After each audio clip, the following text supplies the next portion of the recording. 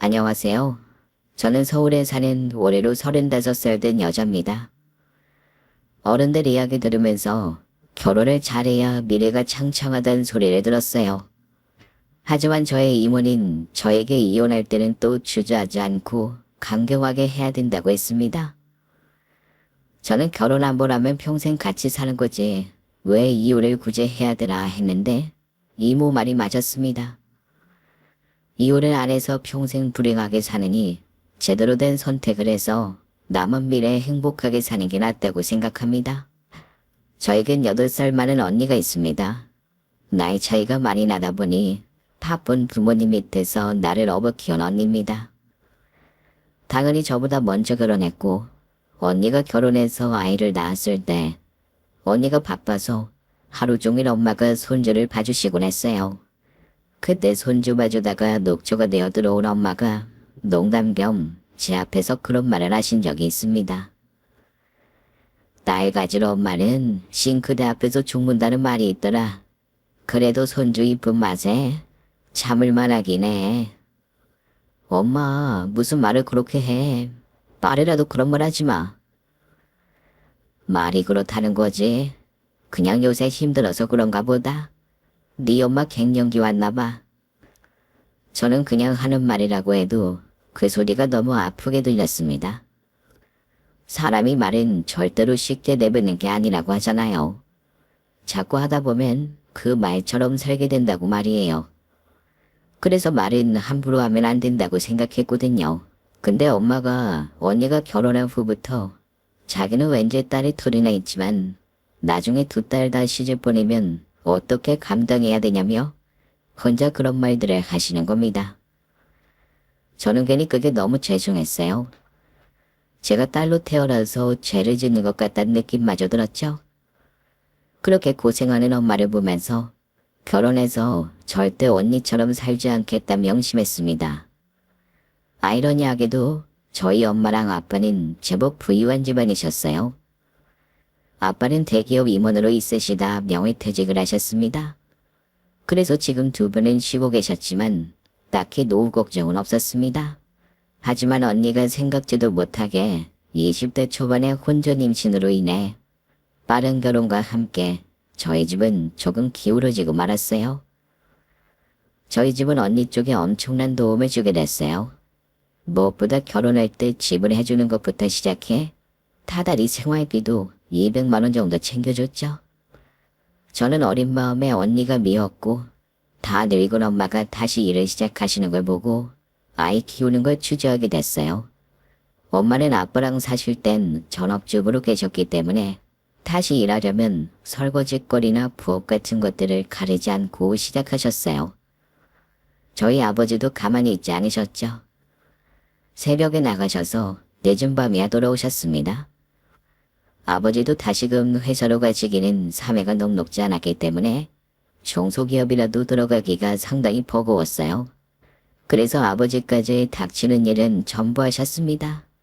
공장부터 자재 나르는 거나 버스기사 등 구인구직이 되는 대로 일을 게을리하지 않으셨죠.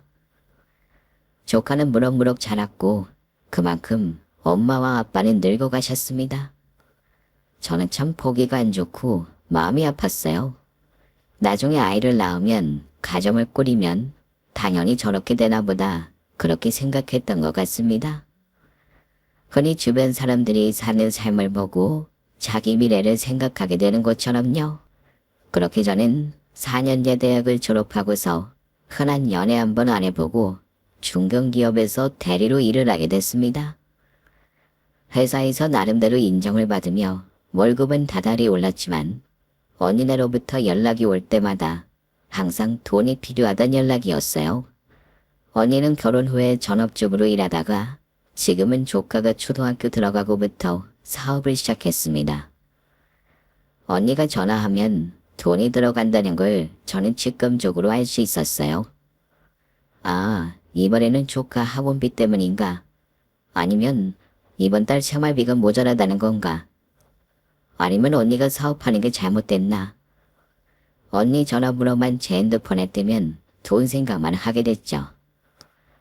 언니의 연락은 결국 사업에 보태달란 뜻이었어요. 저는 가족이고 모른 척할 수 없으니 어쩔 수 없이 3천만 원을 도와줬습니다. 언니는 정말 고맙다며 나중에 잘 되면 갚겠다고 고개를 조아리면서 돈을 받아갔습니다. 그때 언니가 밉기도 했지만 안타깝기도 했어요. 아이를 키우려면 저렇게까지 해야 되는 건가 싶기도 했고요. 그러면서 제 꿈의 가정에서는 점점 출산과는 멀어지고 있었죠. 키운다고 해도 정말 책임질 정도의 경제적 형편이 되고 나서야 하는 걸로요. 저는 절대로 언니처럼 고생하고 싶지 않았거든요. 아이에게 돈으로 눈칫밥을 먹이고 싶지도 않았고요. 그런 생각을 하며 저는 들어가게 된 회사에서 일을 열심히 했습니다. 그때 무렵 소개팅으로 만난 게 지금의 남편이었죠. 저는 회사 집으로 반복되는 금이건조한 일상에 변화를 주고 싶었고 사실 큰 기대는 없이 소개팅에 나가게 됐어요. 운동하는 것 외에는 별다른 취미도 없는 저였기에 돈 나갈 곳도 없었고 언니가 손 벌리지만 않으면 돈은 차곡차곡 모이고 있었어서 연애하는데 큰 지장도 없을 거라고 생각했거든요. 그 시절 제 이상형은 너무 돈에 쪼들리지만 않으면서 자기 한 몸 벌어먹을 정도의 경제적 능력이 있고 다복한 아이들을 키울 생각만 없으면 됐습니다. 아무래도 언니네 집 영향이 큰 것 같았어요. 언니가 아이 하나 낳으면서도 혼전임신 때문에 고생이 많았고 경제적으로 스스로 일어서지도 못하며 엄마한테 손주 육아를 시키니 책임지지 못할 바에는 낳지 않는 것이 나을지 모른다는 생각을 하게 됐죠. 하지만 경제적인 형편이 되고서 한 명쯤은 괜찮을 것 같았어요. 그것도 저희 부부의 삶에 여유가 된다면 말이죠. 그래서 소개팅을 할 때마다 다둥이 맘이었으면 좋겠다. 아이들이 많은 집이었으면 좋겠다거나 혹시 지금 딱히 직업이 없고 취업을 준비하고 있다는 남자들은 저도 모르게 거르게 됐습니다. 근데 제가 그때 만나게 된 남자이자 남편이 제 가치관과 딱 들어맞았어요. 남편은 딱히 아이 생각은 없다는 제 말에 동의했죠. 키워도 하나만 낳고 싶다고 말이에요. 저는 다른 남자들과 다른 의견에 솔직히 조금 놀라 왜 그러냐고 물어보니 자기 어머니가 자기 어릴 적 자기 하나 키우는데도 참 고생을 하셨다는 거 있죠.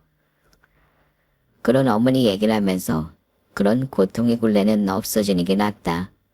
자기는 아이가 꼭 낳기 싫은 건 아니지만 적어도 자기 어머니 같은 분이 고생을 안 하셨으면 좋겠다는데 정말 제 생각이랑 똑같은 거예요.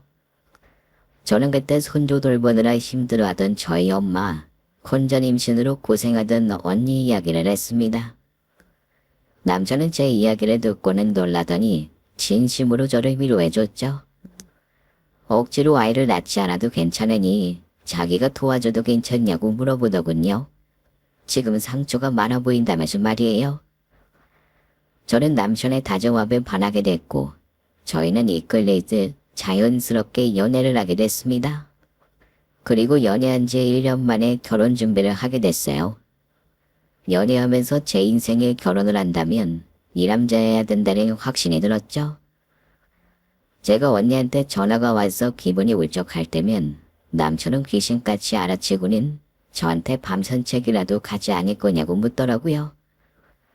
그때마다 남편한테 제 기분이 안 좋은 걸 어떻게 알았냐 물어보니 꼭 자기 엄마 힘들 때 표정이랑 똑같았다며 씩 웃었는데 저는 이때 안 좋은 예감을 눈치챘어야 됐는데 그때는 운명의 사람을 찾은 줄로만 알았습니다.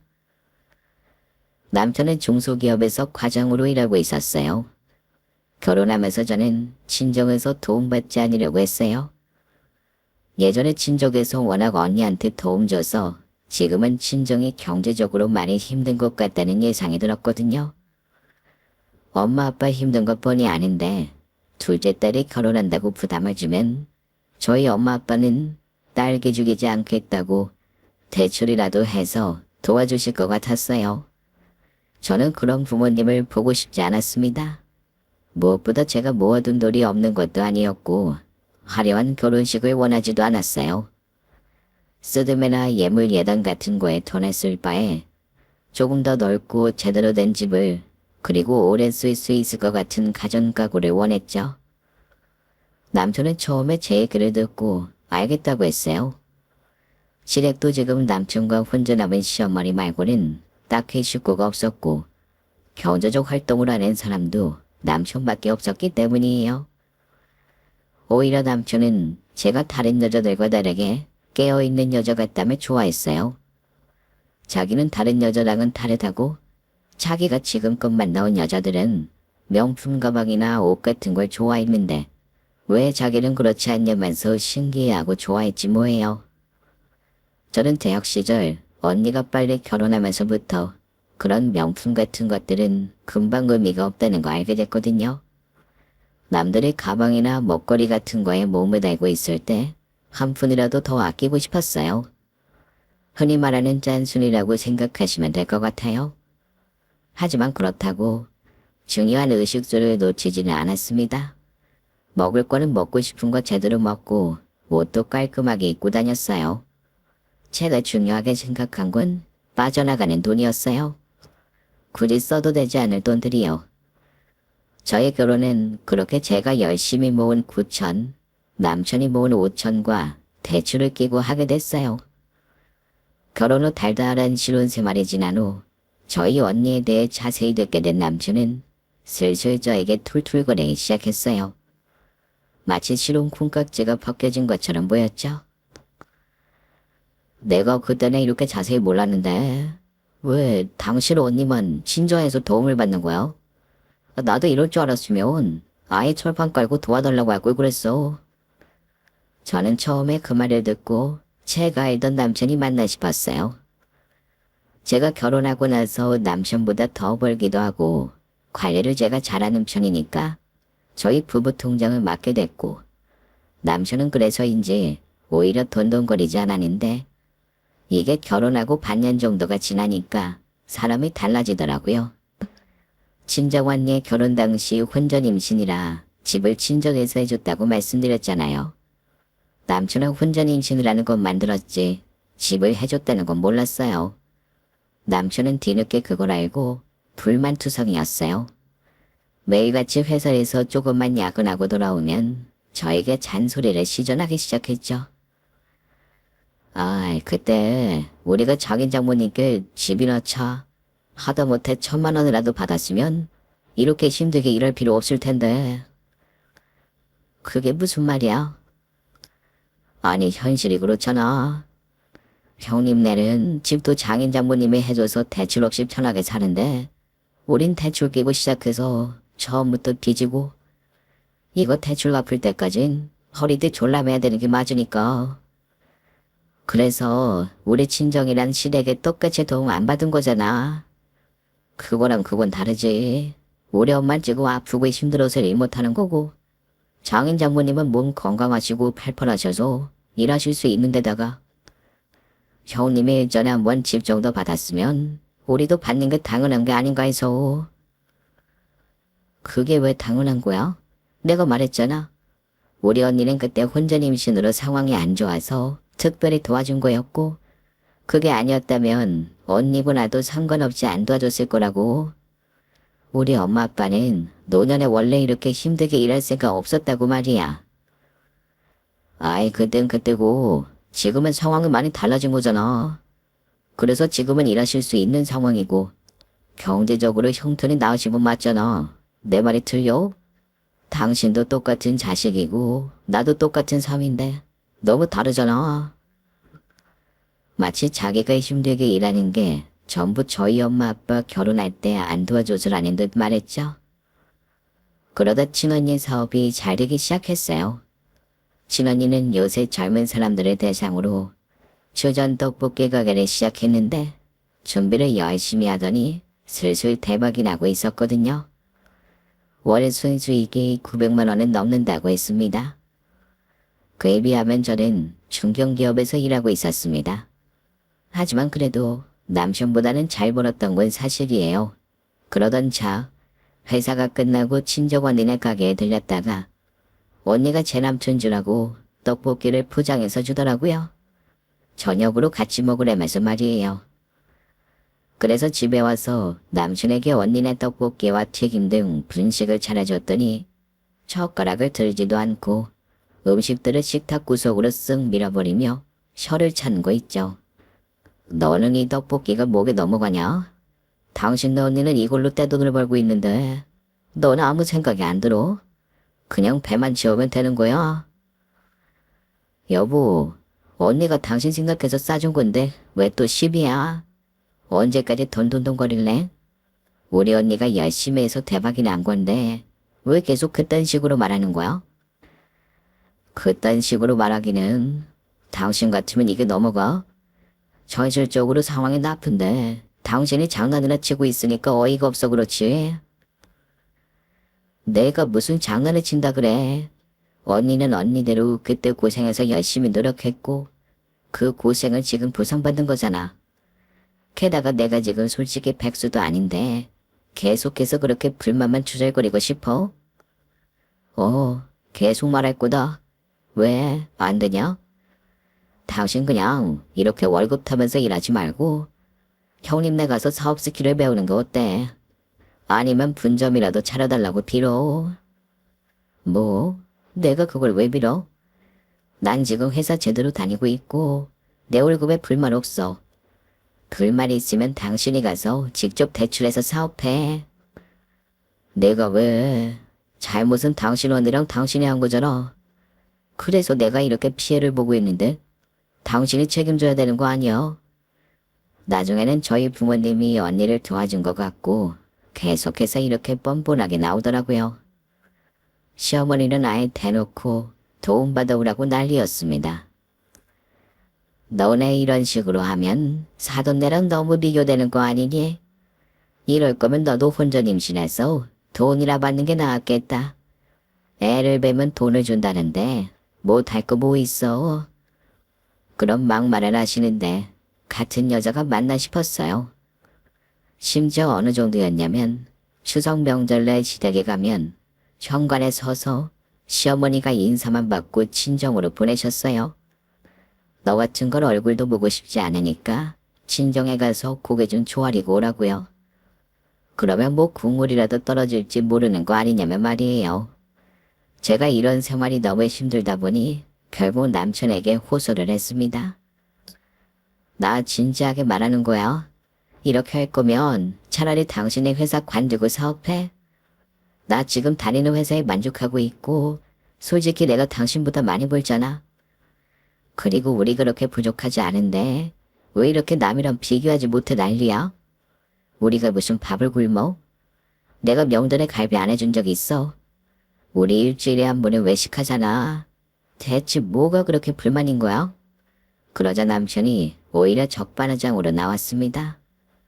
당신, 내가 이렇게까지 말 안 하려고 했는데 당신이 이러니까 진정해서 무시받는 거야. 알어? 이렇게 대놓고 차별해봐서 도움도 안 주시는데 내가 열이 받아 안 받아. 차라리 이럴 거면 애라도 낳아. 그럼 돈으로 보상해줄지 어떻게 알아? 당신 미쳤어? 어떻게 애 낳으란 소리를 나한테 그렇게 쉽게 해. 우리 연애하던 때는 다 까먹었어. 내가 당신이랑 왜 결혼했는지 몰라. 우리 언니가 혼전 임신해서 힘들게 고생하는 거 보기 싫어서 경제적으로 안정이 되면 아이를 꿈꾸고 싶다고 말했잖아. 어떻게 사람이 결혼하니까 이렇게 반대로 바뀔 수가 있어. 내가 그때는 사랑에 눈이 멀었나 보지. 아니면 당신네 언니가 집을 받은 걸 알려주지 그랬어. 그럼 내가 당신이랑 결혼을 다시 생각해 볼 수도 있었을 텐데. 제발 현실 자각 좀 해, 이 여자야. 어떻게 며느리랑 아내한테 이렇게 말도 안 되는 상식 이하의 말들을 모자가 똑같이 같이 쏟아내는지 저는 너무 속이 상해서 그날 언니네 집으로 갔습니다. 사정을 다 들은 언니랑 형부가 화가 나서 그 다음날 저희 신혼집으로 오게 됐어요. 남편은 뜬 눈으로 놀라서 갑자기 무슨 일이냐고 했죠. 그렇게 저희 아내 가게 사업 수완이 알고 싶다면서요. 알려줄게요. 그러면서 주말에 반강제로 남편은 그렇게 입이 닳도록 소원으로 말하던 저희 언니 가게에서 일하게 됐어요. 주방에서도 일하고 홀서빙으로도 일하고 조금만 쉬려고 하면 형부가 닥달했습니다. 아이, 손이 너무 느리다. 실제 사업장에서 그렇게 하면 누구나 욕먹어요. 아이, 조금만 더 빨리 움직여봐요. 다음, 이거 2번 테이블이요. 아이, 잠시만요. 저 아직 3번 테이블도 못 치웠는데. 아직 그것도 못 치웠어요. 그거 아까 전에 시킨 거잖아요. 이러면 안 되는데. 죄송합니다. 사업이 이렇게 힘든 거예요. 이번 기회에 몸으로 배워봐요. 가게에 다녀온 남친은 저한테 성질을 부리다니 대뜸 이러는 게 아니겠어요? 가게는 됐고 나중에 돈이나 좀 지원해달라고 해. 나는 음식 장사는 영 아닌 것 같다. 왜? 그렇게 가게 사업 수완이든 가업 비밀이든 알려달라고 난리였잖아. 아이, 아무튼 됐다고. 그냥 가서 돈 놔달라고 하라니까. 말이 많아. 남편은 그 후로 저희 언니 가게는커녕 아예 음식 사업 자체 말은 안 하게 됐어요. 사업이 얼마나 힘든지 몸소 배운 보람이 있는 것 같았습니다. 그렇게 한동안 남편이 조용해진 덕에 살 것 같았어요. 저는 정신없이 회사에서 일하고 집에 들어오면 집안일과의 전쟁을 벌였죠. 남편이란 놈은 집에 돌아오면 손가락 갖다가라는 기질이 있었거든요. 제가 대체 왜 우리는 둘 다 일하는데 당신은 집안일 하나도 안 하냐고 묻자 남편이 웃으면서 말하더군요. 우리 엄마가 그러는데 남자는 집안일 하는 거 아니랬어. 대체 그게 언제적 소리야? 지금 아무한테나 가서 그런 얘기하면 욕먹어 당신. 알고 보니 남편이 연애 시절 자기 엄마가 힘들게 눈물을 흘리며 일했다는 건 다 자기 어린 시절 이야기였는데요. 옛날에 시아버지는 사업을 하시겠다면서 크게 빚을 지셨고 그걸 시어머니가 다 혼자 일하고 집안일까지 하면서 갚아가셨다고 합니다. 시아버지는 사업을 한번 크게 말아먹고도 두 번째 사업을 시작했다 또 빚을 지게 됐는데요. 세 번째에는 아는 조님이 건물 투자 쪽에 좋은 소식이 있다며 그 정보를 알려줘 투자를 했다가 그것마저도 날려버렸다네요. 그때 시어머니께서 땅을 치며 후회하셨는데 그러면서도 시아버지에게 집안일을 절대 시키지 않으셨대요. 시아버지는 빚을 졌지만 집에 돌아오면 왕이었고 시어머니는 밖에서 설거지하며 돈을 벌어오고 집에서 시아버지랑 남편 밥을 해줬다고 합니다. 그런 가정에서 자란 남편이었기 때문에 자기 엄마를 그렇게 불쌍히 여기는 것이고 그런 시아버지 밑에서 자랐기에 자기도 똑같이 해도 된다고 믿고 있는 것 같았습니다. 하지만 저는 그런 얘기를 듣고서도 이 인간이 정말 제정신으로 하는 말인가 싶었어요. 그래서 정말 끝까지 집안일을 하나도 못하겠다는 거야? 그런데? 근데 당신 전화 오는 거 아니야? 남편이 씩 미소를 짓는데 그와 동시에 제 휴대폰에 벨소리가 울리는 거예요. 남편은 저와 대화를 하면서 실시간으로 시어머니에게 카톡을 보내고 있었고 제 말이 끝나자마자 시어머니에게 전화를 걸라고 시켰나 봐요.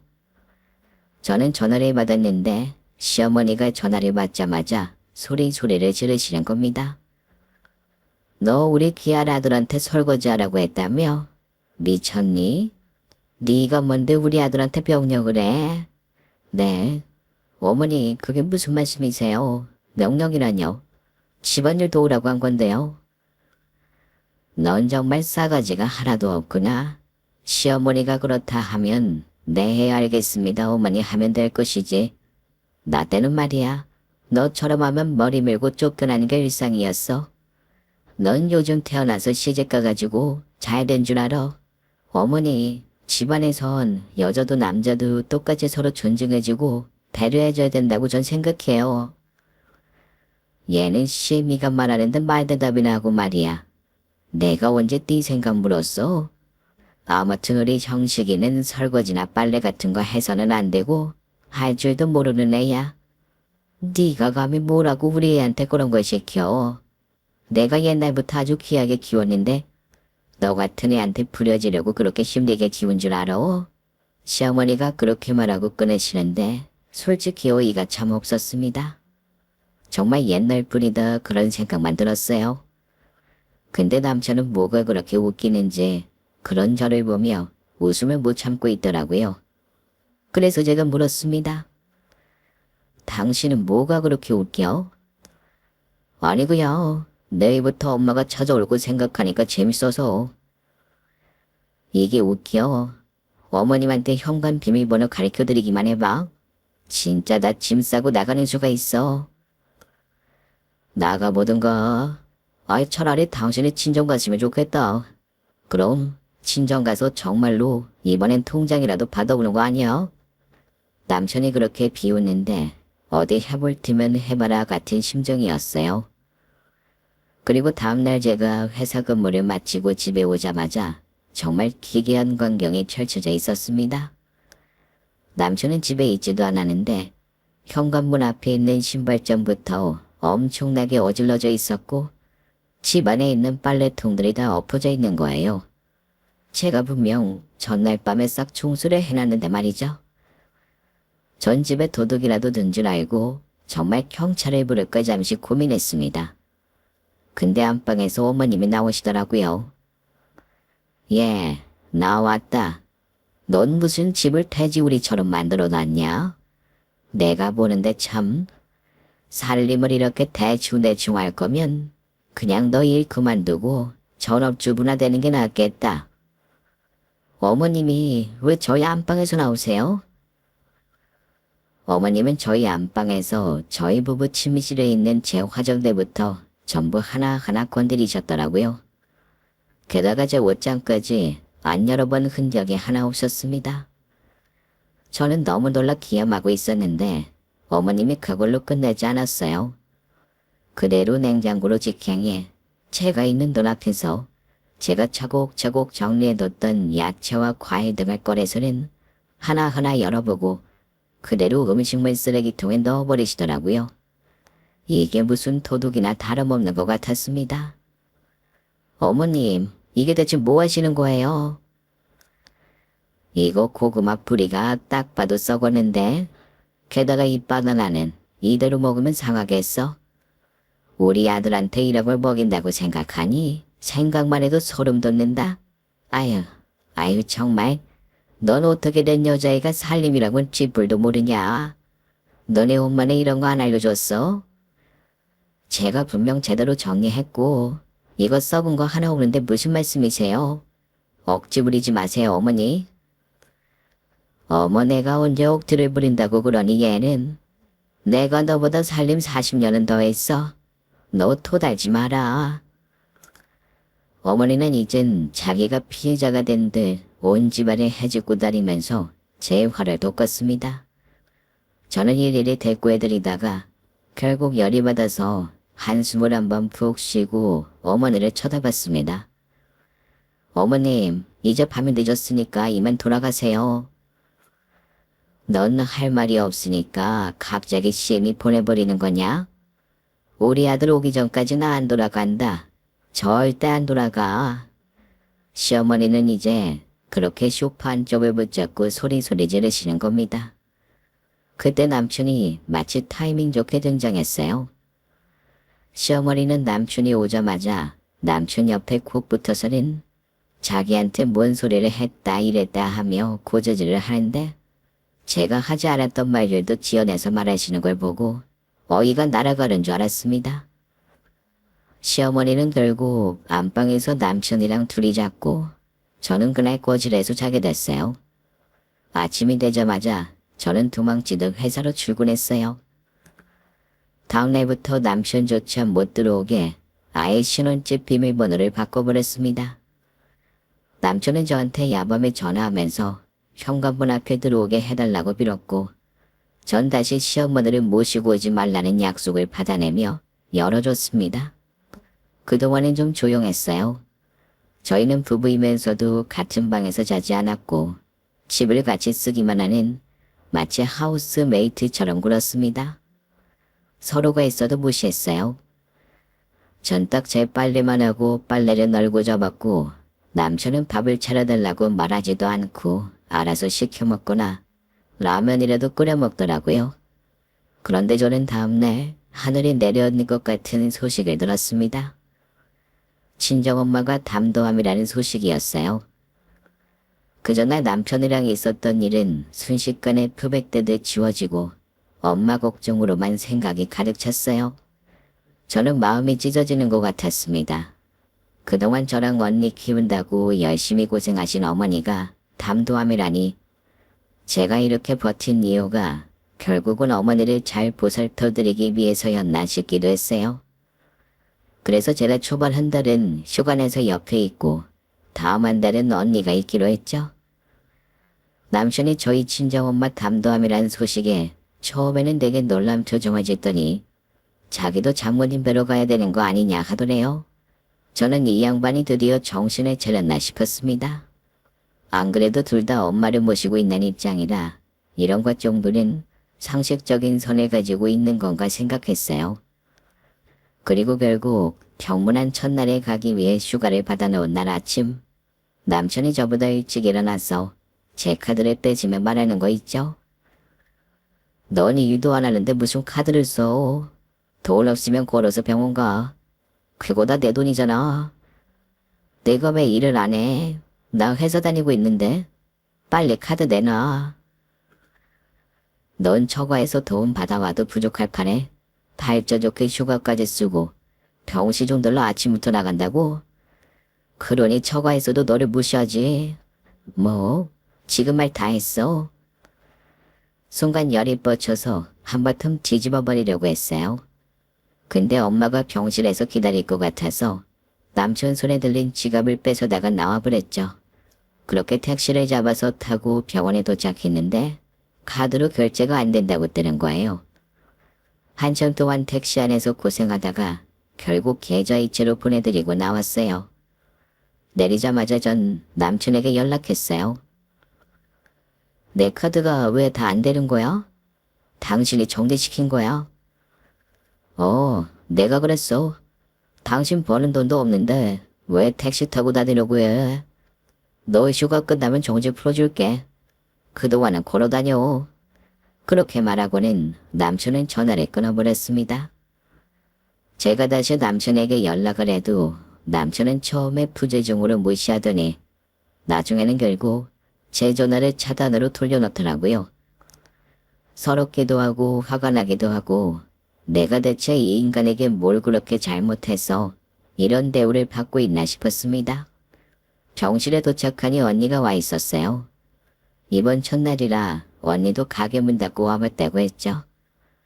저랑 엄마한테 미안하다고 언니가 펑펑 울었어요. 내가 결혼을 일찍 해서 애를 가져버려서 너도 엄마도 이 고생을 하는 거야. 정말 미안해. 언니 갑자기 무슨 말이야. 됐어. 괜찮으니까 울지 좀 마. 언니랑 같이 있으니 저도 눈물이 나올 것 같더라고요. 같이 붙잡고 울었죠.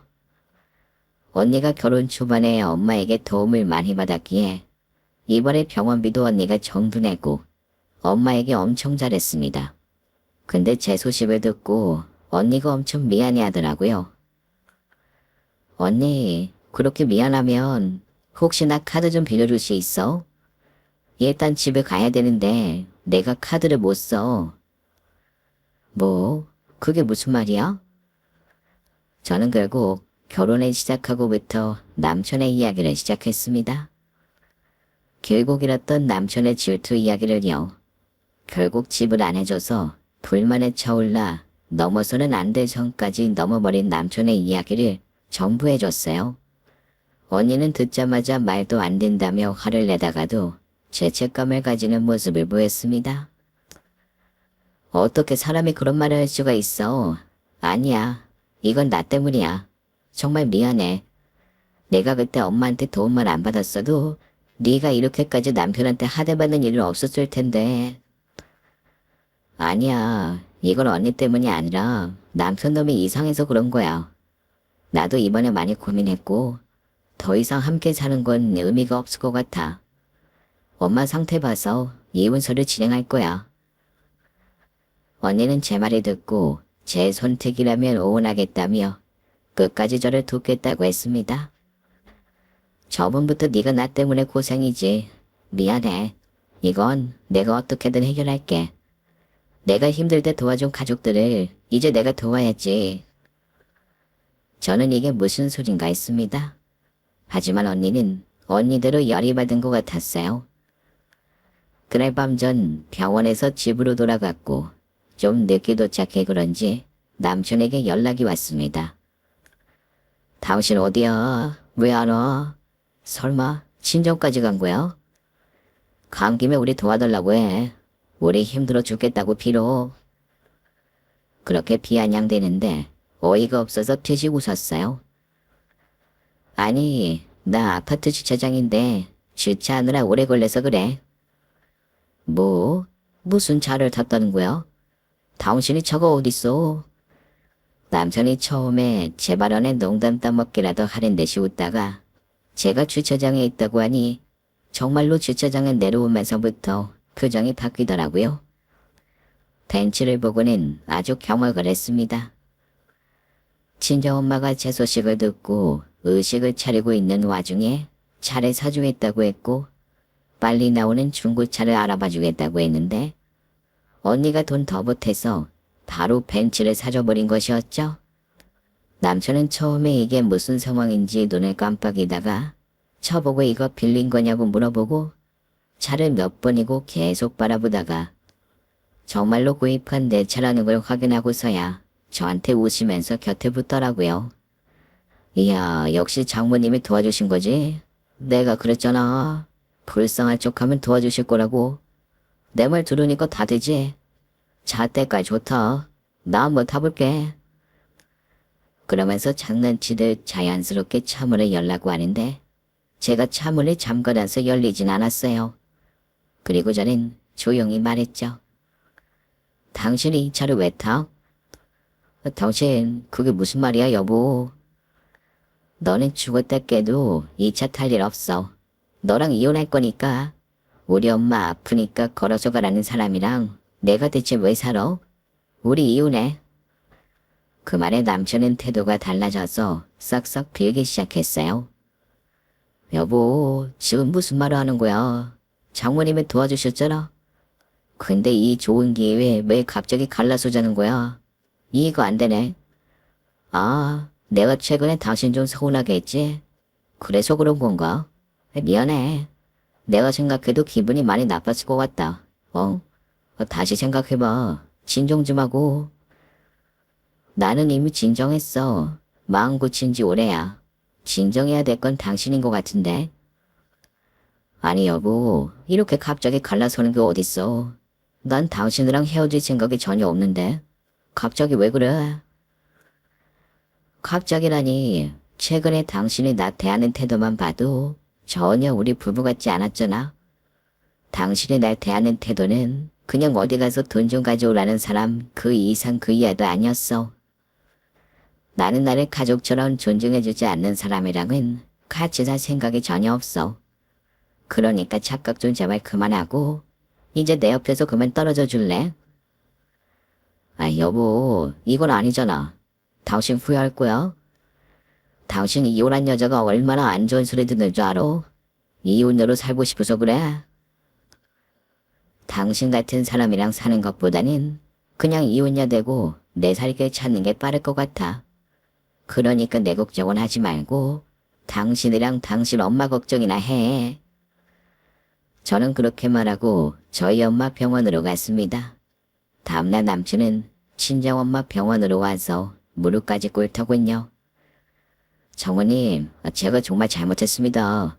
그동안 아내한테 모진 말하고 상처 준 것 정말 죄송합니다.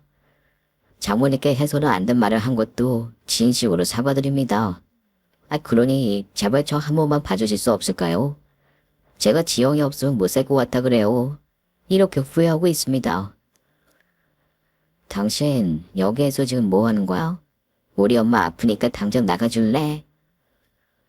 그때 저희 언니랑 아빠까지 오셔서 말씀하셨습니다. 자네 지금 여기서 뭐 하는 겐가? 저 장노른 내 딸한테 다 들었네. 아주 천하에.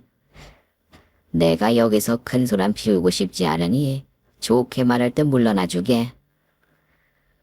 장인어른, 저희 그래도 정이 있지 않습니까? 한 번만 이렇게 부탁드립니다. 그렇게 저희 아빠 신발에도 무릎을 꿇길래 이번엔 저희 언니가 한 말이 했습니다. 저기요, 여기서 이러시면 안 돼요. 이야기 들어보니까 제 얘기하면서 제 동생 엄청나게 괴롭혔다던데 양심이 있으면 이쪽에 알아서 나가야 되는 거 아니에요? 이 이상으로 소란 피우면 진짜로 경찰 부를 거니까 빨리 나가세요. 남편은 저희 언니 말에 결국 깨갱하고 돌아갔습니다. 남편은 저에게도 연락이 몇 번 더 왔는데요. 이 끈질긴 인간은 저희 집 앞에도 찾아오고 회사 앞까지 찾아오고 아주 난리법석이었습니다. 하지만 저는 이 인간에게 질릴 대로 질린 상태였기에 이렇게 하는 건 시간 낭비일 뿐이라고 설명해줬죠. 이렇게까지 하지 말자. 이제 다신 보면 아무런 정도 안 느껴져. 예전에 안타깝기라도 했는데 그런 감정마저 없어. 제발 내 인생에서 사라져. 남은 말은 이혼소장으로 하자. 평생 나 같은 여자랑 헤어진 거 후회해. 그렇게 이혼소장을 날렸어요. 시어머니도 그 아들이랑 똑같이 이혼은 주원구이시니 뭐니 난리였지만 전 아랑곳하지 않았어요. 저희는 깔끔하게 이혼할 수 있었고 남편에게 거액의 위자료를 받아낼 수 있었습니다. 그 후에 전 남친은 저희 언니 사업 따라하겠다고 회사 때려치우고 퇴직금에 대출 끼워서 테스트한 퓨전 떡볶이 가게를 했다가 반년 만에 말아먹었다고 해요. 사실 그 인간이 뭘 하겠다고 했을 땐 전 망할 거라고 단숨에 파악하고 있었어요. 생전 남의 노력을 인정하기 싫고 남 부럽다고 배 아프다고 그러기만 하는 인간이니 제대로 할 거라는 생각조차 하지 않았거든요. 전 시어머니는 저한테 후회할 거라고 연락이 왔지만 더 연락하면 신고할 거라 했더니 더 이상 연락 안 하더라고요. 지금은 전 남편이 술 마시고 다니고 전 시어머니 혼자 설거지거리 한다고 합니다. 저희 엄마는 초기암이라 다행히 무사히 회복하시로 태어나게 됐어요. 저희 언니 가게는 잘 돼서 무사히 2호점을 열었습니다. 조카도 이젠 초등학교 졸업하고 중학교를 들어가게 됐어요. 언니네 집안은 예전에 힘든 얼굴을 찾을 길 없이 경제적으로도 문제가 없어서 저도 마음이 항상 편했습니다. 덕분에 어머니랑 아버지도 더 이상 일하지 않으셔도 됐고요. 무엇보다 저희 언니 가게가 너무 잘 돼서 언니가 부모님께 한 달에 한 번 해외여행을 보내드리고 있어요. 지금은 매일매일 두 분 다 남은 인생 잘 즐기고 계신다고 하니 더할 나위 없이 행복합니다. 저는 회사에서 승진해서 이번에 팀장이 됐어요. 앞으로도 승승장구의 날만 남은 것 같아요. 지금까지 제 이야기 들어주셔서 감사합니다. 청취자분들 모두 건강하시고 오늘 하루 행복하시길 진심으로 바라겠습니다. 감사합니다. 오늘도 저희 채널에 와주셔서 감사드립니다. 더 좋은 이야기로 찾아뵙겠습니다. 지금까지 작은 별라디오였습니다.